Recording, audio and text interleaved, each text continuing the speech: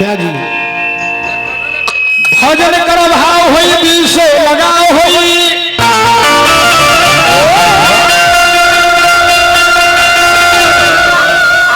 छल से न पैबा छिह करो भगवान के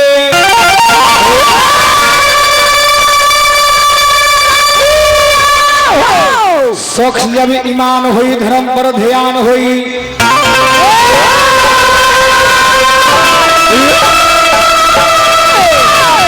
बाकी मरबू धर्म के पहचानबू भगवान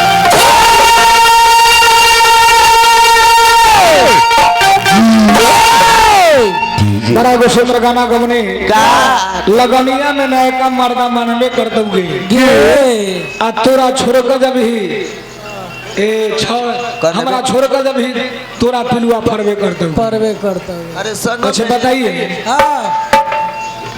हमारे अगर आज संजय बाबू ब्याजी होते तो ब्यास फालतू ब्यास लोग दूरा पर नहीं है। हम लोग जान रहे कि हमारे ब्याजी का दुआरी है उनका आज भतीजा के गिधारी हो तो भी फालतू गीत महाराज दूरा पर गा रहा बनी अगर इनका दूरा पर जाकर कही कि तोहरे नाम में लिखो में के जान तो अच्छा लगे भैया अच्छा लगेगा काफी लोग अच्छा लगेगा ये लोग कहाँ से बहुत इन लोग को बुद्धि नहीं होगा कभी आना कभी हुआ है आना कभी होगा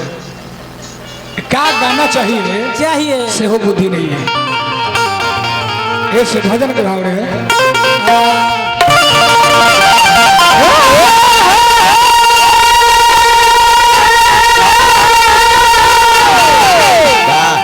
सच्चे भगवान को प्रेम से हराना है एकदम प्रेम से कि अरे प्रेम सोहारी के हराई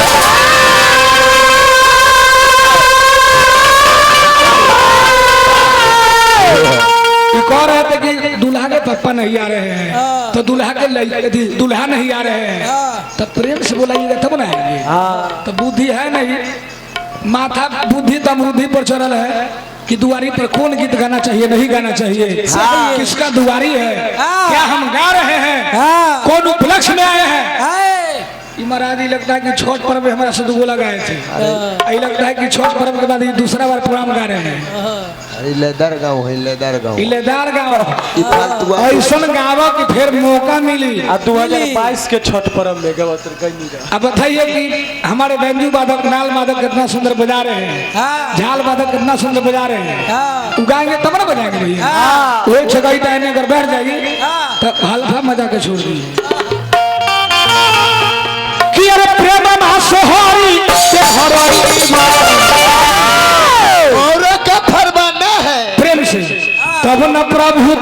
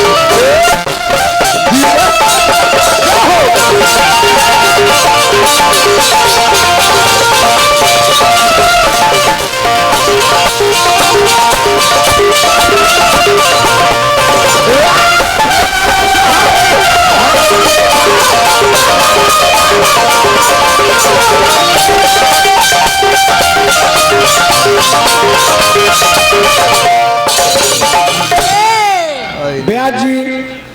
बम लेके घूम रहे हैं बम लेके लेकिन इनको गोली चलाने का भी तरीका नहीं ना कहाँ से ही बुझिए मुकेश जी हाँ भैया मुंह कान के डिजाइन कहाँ देखा जाता है कहाँ बेटी के बियाह करने जाता था पागल करिया गोर देखने हुए जाता है अरे तो भाई भाई मुकेश के का नाम है कुछ बोलना नहीं है हम कहाँ कुछ बोल रहे हैं मेरा जिगर का टुकड़ा मेरा भाई है इसको कुछ नहीं बोलना है भैया कि प्रेम सोहर देखो और सबरी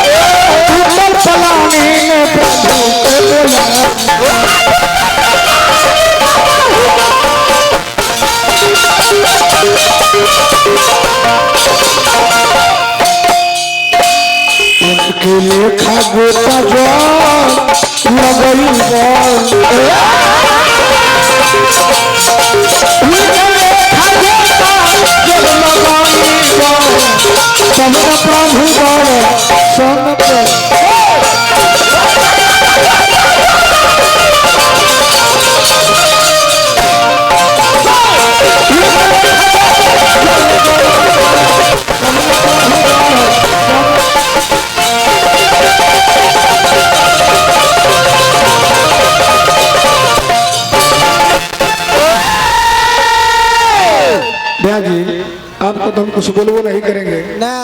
क्योंकि आप बोलने लायक भी नहीं है। नहीं है। समय क्या था,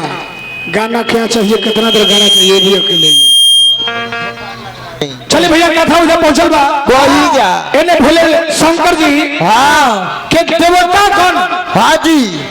जाता नहीं कोई खतर के सुने हाँ वो लेके से शादी करो हाँ। अभी देवता कौन है से भोले शंकर जी कहने की जाए वो लड़की के हाँ हमारा बारे में इतना शिकायत करे कि लड़की शादी से निकाल कर जाए हाँ जी वो लड़की शादी से निकाल कर जाए करिए इन्हें पार्वती के लोग देवता मुनि लोग गोइल बने का है काहे बियाह कटवा लोग और वो घड़ी से बियाह कटवा कब से चालू भइल भैया कब से यही घड़ी से बियाह कटवा चालू भइल है भइल बा इन्हें ऋषि लोग गोइल बने हाँ बियाह काटे खातिर मैडम तनी जाओ ये बैठो तो तनी समाधि लगा के बैठे से बढ़िया से बैठ जाओ वाह बैठिए कहले कि ये बर खातिर आँख मोड़ के आँख मोड़ के बढ़िया मार के बढ़िया से बैठो चलो वैसन बर खातिर अरे वैसन बर खातिर कब तैयार हो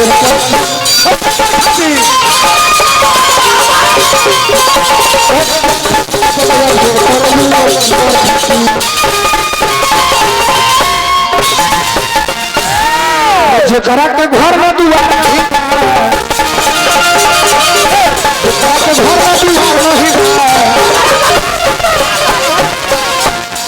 आपका नाम मुन्ना कुमार।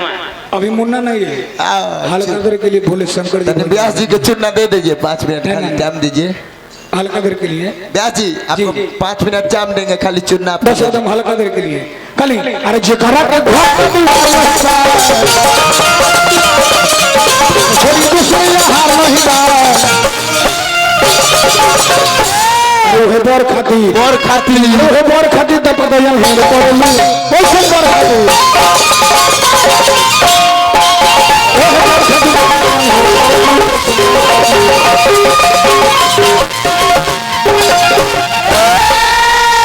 एने भोले शंकर जी हाँ ऋषि लोग के भगले माने कहीं के सुनो छे पार्वती ओहे बर खाती तो बस कर तर जकरा घर में दुबार कुछ नहीं है अरे सजनमा तो हर पागल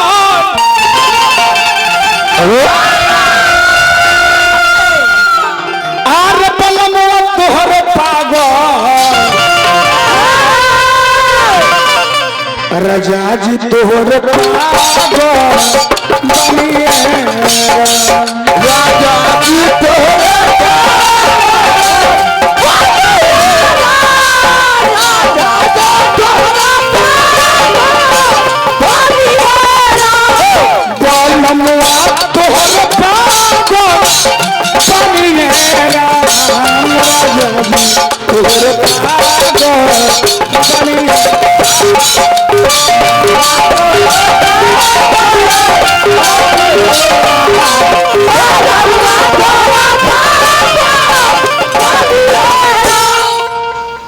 सबा ना एलआईसी से फुफकार मारे ले सुनिए इन्हें नहीं मारना उन्हें ब्याजी को फुफकार मारी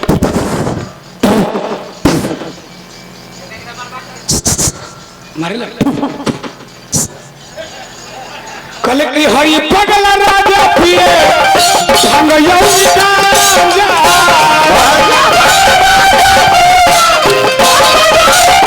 हम पगल राजा पिए संग यौनी राजा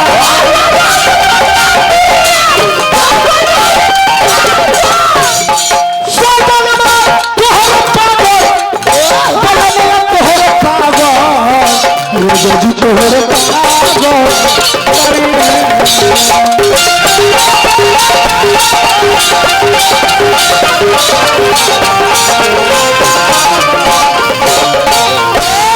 भैया देवता लोग कोई बड़ी शिकायत करने के पार्वती ओहे बर खाती तो बस करत रहो ओहे बर खाती लेकिन माई पार्वती कहले कि जब शादी करो तो दौड़ावे से शादी करो शंकरो भगवान करिए रहो बाबा आपका शिकायत हम कर दिए वो लड़की कहती है कि जब शादी करेंगे तो ओकर लुटवे से बियाह करेंगे। ए बाबा रौरा पूरे हथियार के शिकायत कर देनी तो जो लड़की नाराजिए बा वाह जितना और भांग गाना पिए ले सब शिकायत कैले, हाँ लेकिन लड़की कहती है कि जब शादी करेंगे तो ओकर लुटे से शादी करेंगे। करेंगे पूरी अलकतरे है। ये देखिए ना मुंह पर इनको ये करिया को दोष दिए। बढ़िया जोरे भैसा रूप रंग गुरुबाई हजिए जिए की दवाई। हाय